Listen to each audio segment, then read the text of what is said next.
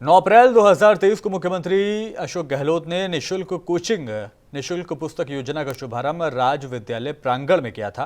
Rajiv Gandhi welfare society द्वारा एक पहल नाम से इसे संचालित किया जाना था, लेकिन इसके लिए शिक्षा विभाग द्वारा कोई जगह और सुविधा अब तक उपलब्ध नहीं कराई गई है। अनुरोध करने पर आदर्श नगर उच्च माध्यमिक विद्यालय के पीछे की कुछ जमीन पर पढ़ने के लिए अनुमति दी गई, जिस पर तथाकथित भाजपा नेता और उनके साथियों ने जोर आजमाइश कर ताला लगा दिया है और ये कहकर कि ये मंदिर की जमीन है और इस पर स्टे लगा हुआ है। वहां पर सभी विद्यार्थियों को कदम ना रखने के लिए भी पाबंद किया गया है। दोनों पार्टियों की राजनीति में फंसे छात्र अब चंदा मांगकर किराए की बिल्डिंग में पढ़ाई करने को मजबूर हैं।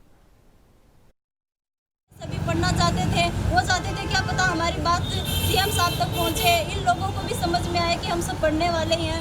इस बात को पहुंचाने के लिए लगभग 10-11 बच्चे थे जो प्रदेश की टंकियों पे चढ़ गए ताकि हमारी बात के ऊपर ध्यान दिया जाए और हमें स्थान मिले कक्षाओं के लिए, लेकिन उसके बावजूद भी हमारी बात कोई नहीं सुन रहा। आज वर्तमान स्थिति ये है कि बच्चे खुद सड़कों पर निकले हैं डोनेशन के लिए ताकि एक प्राइवेट बिल्डिंग ली जाए। सरकार कुछ करे ना करे, आम नागरिकों से सहायता लेकर हम अपने भवन की व्यवस्था करके अपनी क्लासें लगा सके। तो सरकार से निवेदन है कि ज़्यादा से ज़्यादा कोशिश करके वापस से इस योजना को शुरू करे जाए और बच्चों के भविष्य के साथ खिलवाड़ नहीं हो भविष्य में। मुझे बहुत बुरा लग रहा है ऐसे अपनी शिक्षा के लिए ये घर घर या भीख मतलब कोशिश कर रहे हैं, लोगों से गुजारिश कर रहे हैं कि हमारी योजना को दोबारा से चालू कराया जाए।